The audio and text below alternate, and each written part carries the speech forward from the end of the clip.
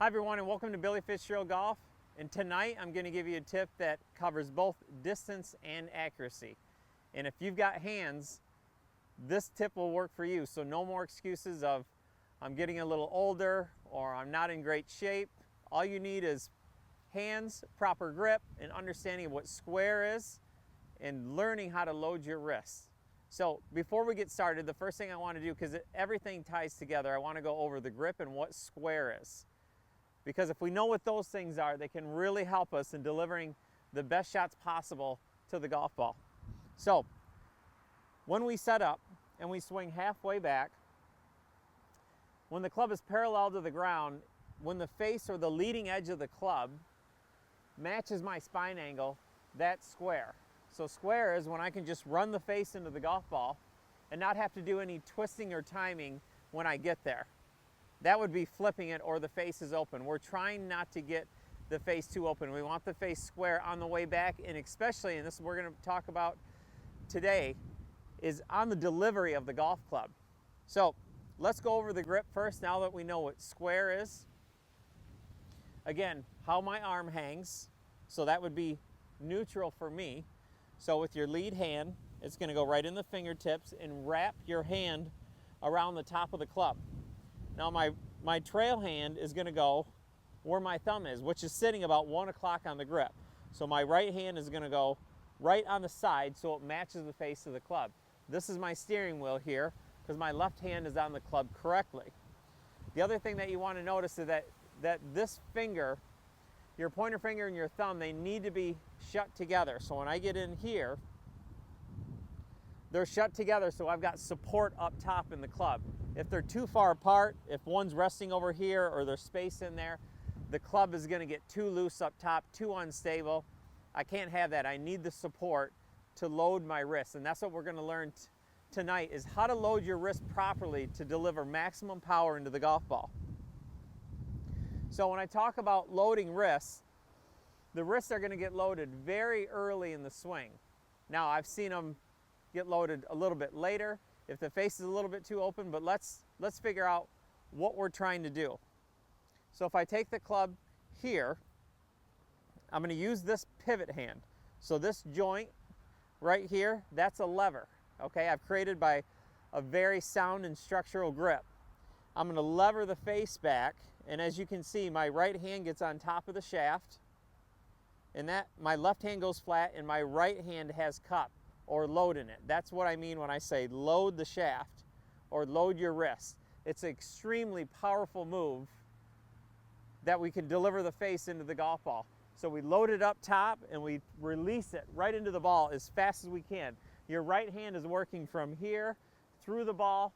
The more speed, the better. But the thing is, the face has got to be square, so I'm not having to time the release and the unloading of my wrist at the same time. That's why the face has to be square. It has to be coming in this way. Now, a lot of people, I would say almost 9 out of 10 people that come to me for a lesson, when I get them on video for the first time, most of them will, first of all, most of them at the top, the toe of the club is going to be pointing down. So my wrists aren't loaded. It's a very weak position. The face is open. If I go from here to there, see, now the face is more square and my wrists are loaded. They're ready to be moving into the golf ball now. Now, if I swing back, and again, this is what I see coming down, where the face is a little behind, the toe is, again, the toe is up. So now all of a sudden, my golf swing has to stop so I can catch the face up. So I'm releasing all of my power just trying to catch the face up. It's a very weak hit, but I see it time and time again. So again, how do we load your wrist? Get your hands on it right. You're going to use this lever. Get your right hand on top. This left hand becomes flat or lead hand. So again, from down the line, you're going to load it first. So you can see where it puts my right hand. It puts my right hand right facing down, so the face of the golf club is square now. So now when I get back over here and swing it back into the top, I'm pretty much at impact here. So as I swing down, again, my hand gets right on top of the shaft and I'm right into impact, and I can release all of that power into the golf ball. So if you've ever seen a good player, if you paid attention and the toe of the club is down at the top of their swing, that face is slightly open. If they're any good, I can almost promise you that if they're there on the way down, they're starting to really load the wrists on the way down. It's just too hard to feel like the magic's going to happen all at one point at the golf ball. That's what I see so much of. Is I've heard the excuse, oh, I didn't flip my wrist. If you're trying to square the face at impact, you're probably, very inconsistent. This game is probably very hard because that is so much timing. If we hit it straight, in my business, it's called a miracle. So the face should already be square when we run it into the ball, so we can have some speed into it. If not, again, if I'm trying to time all this, it's hard to add speed to all that without the golf ball going everywhere. So let's make a couple practice swings. So what you'll notice when I make some practice swings is I load my wrists. There's, the face is really square throughout the strike. It's a very powerful position. I feel my wrists really load. The other thing that you're going to feel, just like as in a sand wedge, is that when I start even swinging my mid, it doesn't matter what club, mid irons, long irons, short irons, after I load my wrists and start to swing down this way, I start to feel the bounce of the club, even with a 6-iron. Because once I get here and I'm down and I'm working the face through, see, the bounce of the club is going to show up every time. That's how I know, even in my practice swings, that I've properly loaded the face of the club. So we'll make some swings, some slow motion swings, so you can see the face is loaded.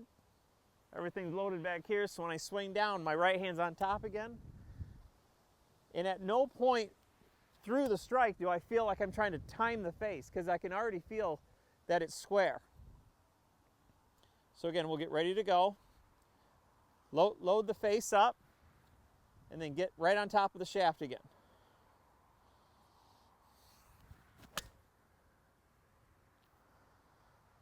So when I have students do this for the first time, immediately the ball strike is so much better. They don't feel like they have to flip it. You can feel the energy come out of the face of the club and how the golf ball hits the face. The sound is way different. The other thing, if we had a launch monitor, the ball speed is going to be way up. Maybe not the swing speed so much, maybe a little bit, but the ball speed, which is important, is going to be much faster because that face has been loaded and unloaded. We're dealing with a square face. We're taking out the timing. So lots of good stuff to learn here.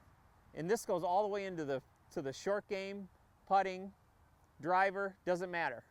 We want to feel like the face is loaded up top, so we're playing, again, from here to here with a very square face. And again, distance and accuracy, usually doesn't come in one tip. I promise you it does here. So practice loading your wrist and unloading through the strike.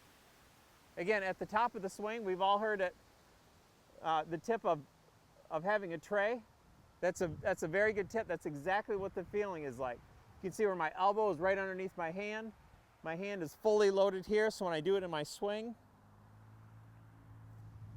that's a great feeling to have, even if you can feel this in your wrist joint at the top of the swing. So I hope this tip helps. I hope you get out in the range and have success with it. You'll start hitting it a little bit farther and hopefully a lot straighter.